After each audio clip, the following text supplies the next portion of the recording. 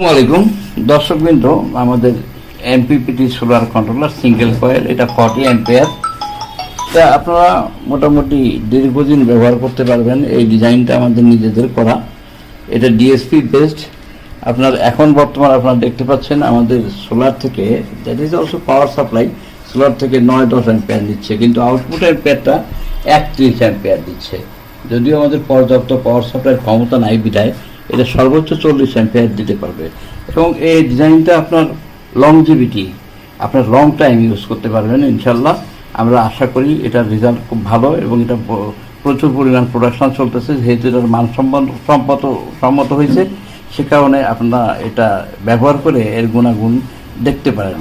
এবং আপনারা একটা কথা মনে রাখবেন যে আপনার পিডাব্লিউএম চার্জ কন্ট্রোলার যত উন্নতই হোক, ডায়োড সহ হোক, ডায়োড মুক্ত হোক, ডায়োড যুক্ত হোক, কোনো দিনও আপনি পিডাব্লিউএম থেকে যদি যে প্যানেলে আপনি 10 অ্যাম্পিয়ার পাবেন, এমপিপিতে অবশ্যই সেটা 15 পাবেন।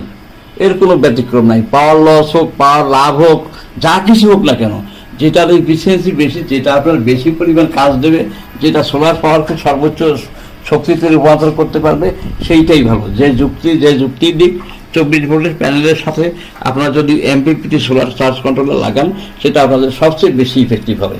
আসসালামু আলাইকুম, সংক্ষিপ্ত বক্তব্য রাখলাম, আপনাদেরকে ধন্যবাদ।